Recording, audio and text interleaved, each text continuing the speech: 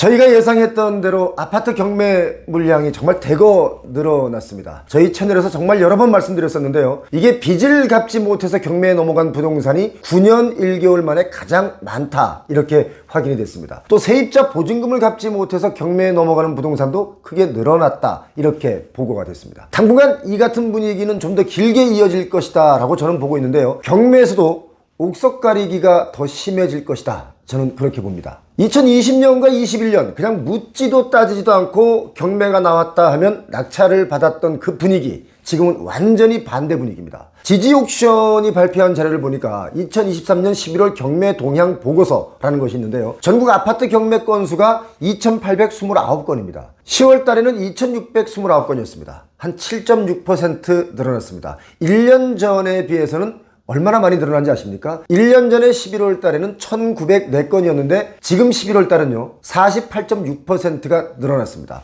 반올림하면 49%가 늘어난 겁니다. 이걸 또 반올림하면 50%, 절반이 늘어났습니다. 자, 경매 건수도 이렇게 폭증을 했고 낙찰률은 그런데 아주 저조해서 경매 시장마저도 지금 찬바람이 휑휑 불고 있습니다. 11월 경매 낙찰률을 보니까 37.8%인데요. 이게 10월 달의 경우는 39.8%였습니다. 그러니까 2%포인트 정도 하락했죠. 낙찰가율 역시 많이 떨어졌습니다. 한 80.8%로 기록됐는데 7개월 만에 낙찰가율 상승세를 멈추고 이제 하락 전환을 했습니다. 서울 아파트 경매 건수 11월 달의 경매 건수가 281건인데요. 지난 5월부터는 매월 그 숫자가 증가하는 추세입니다. 낙찰가율 들으시면 깜짝 놀라실 겁니다. 28.5%입니다. 아주 낮은 낙찰가율이죠. 낙찰가율 상승을 리드하던 강남 3구, 강남구, 서초구, 송파구, 여기마저도 위축이 되면서 서울 아파트 전체 낙찰가율이 큰 폭으로 떨어졌습니다. 자, 평균 응찰자 수도 점점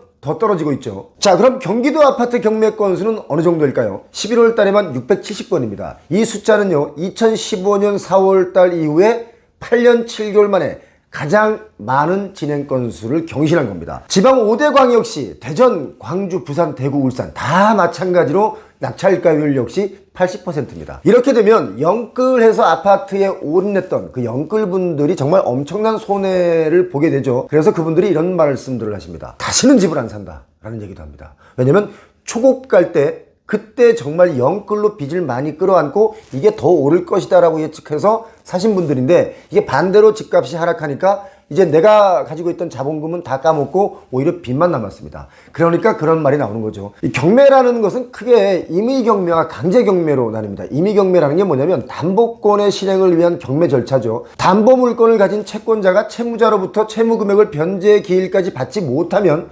채권자는 법원에 매각 신청을 하게 되고요. 담보로 설정된 목적물이 매각될 경우 경락 금액 중에 받지 못한 채권 금액만큼을 변제받게 되는 것을 임의경매라고 하고요. 강제경매는 채권자가 법원 판결을 거쳐서 경매를 진행하는 경우인데 보증금을 돌려받지 못한 세입자가 집주인을 대상으로 신청하는 경우가 강제경매의 대표적인 사례입니다. 자, 임의경매와 강제경매 둘 다 지금 신청이 급증하고 있습니다. 가장 큰 이유가 뭘까요? 금리죠. 시중은행의 고정형 주택담보대출 상단이요 6% 정도 되지 않습니까? 이게 지금 감당이 안 되는 겁니다. 부동산이 경매로 나오는 숫자가 점점 많아지는 것, 그리고 그렇게 나오는 경매도 낙찰이 잘 안 되는 것, 이런 걸 보면 부동산 시장이 정말 심각하다, 이런 것을 느끼셔야 됩니다. 은행에서는요 보통 3개월 이상 대출금을 연체할 때 경매를 신청할 수가 있는데 지난 11월에 임의경매가 이렇게 많이 늘었다는 것은 최근 한 3개월에서 한 5개월 사이에 대출이자를 갚지 못해서 발생한 연체가 급증했기 때문이다, 이렇게 봐야 되거든요.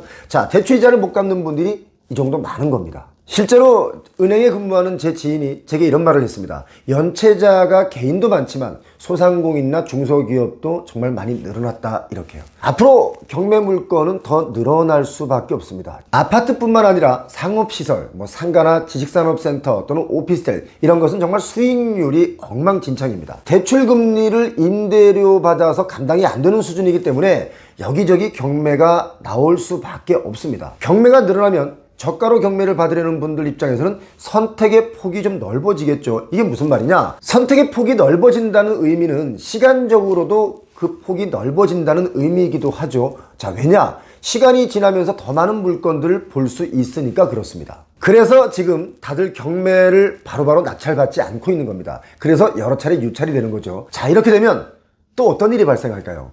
바로 급금매 물건이 다시 확 늘어날 수 있습니다. 지난 22년에 금리가 오르기 시작해서 시중은행 대출 금리에 영향이 왔을 때 급금매 물건이 많이 쏟아졌지 않습니까? 제가 분명히 그때도 말씀드렸습니다. 급금매 물건이 확 더 늘어날 것이다. 지금 또다시 그 시간이 왔습니다. 부동산 가격이 하락하면서 세입자에게 보증금을 돌려주지 못하는 사람들이 늘면서 강제경매가 늘어나고 있는데, 임의경매나 강제경매를 피하기 위해서 이걸 다시 금매로 내놓을 수밖에 없다 이거죠. 산이 높으면 골이 깊다고 했습니다. 부동산 가격이 너무 갑자기 높게, 정말 단시간 만에 그렇게 미친 상승은 단군 역사 이래 없었습니다. 그러므로 골도 깊을 것이다 이겁니다. 엊그제 제가 어떤 기업에서 강의를 했는데요, 그 회사 사장님께서 이런 말을 제게 했습니다. 요즘 사람들이 부동산 사고 파는 것을 무슨 주식 사고 팔듯이 한다. 강남과 용산이 가격이 올라서 한 10억 하던 것이 어떻게 순식간에 30억이 넘었냐, 아파트가 무슨 에코프로 BM이냐 라고 얘기를 했습니다. 자, 집은요 1차적 가치가 거주의 가치라고 저는 생각합니다. 그리고 두 번째 가치, 2차적 가치가 투자적 가치라고 생각합니다. 모든 재화는 시장에서 통용되는 가격이란 게 있는데, 집은 또 필수재이기 때문에 미래의 가치를 중요하게 보게 되는 거죠. 지금 우리가 기본적으로 해야 할 것은 거주든 투자든 그것보다 더 중요한 게 리스크 관리다라고 봅니다. 리스크 관리에 더 신경을 쓰셔야 할 시기다라고 봅니다. 표영호TV에서는요, 거주의 가치 추구를 위해서 24년 갑진년을 맞이해서 값진 곳을 소개하는 출연자분을 찾습니다. 우리 집만의 멋진 구조나 또는 인테리어 또는 소품, 나만의 주거 공간, 건물, 카페 좋습니다. 아무거나 좋습니다. 또는 굳이 멋지지는 않더라도 소소한 삶의 행복을 누릴 수 있는 그 공간을 소개해 주실 분을 찾습니다. 표영호TV를 시청해 주시는 분들과 공유하고 싶으신 분들, 관련 사진이나 동영상 간단한 소개를 저희 메일로 보내주시면 저희가 사례를 드리도록 하겠습니다. 10평짜리 원룸도 되나요? 상관없습니다. 어떤 공간이든 소소한 삶의 행복을 누릴 수 있는 그런 가치 있는 공간을 소개해 주실 분이면 누구나 연락을 주셔도 좋습니다. 표영호TV 구독하시는 모든 분들 부자 되시기 바랍니다. 고맙습니다.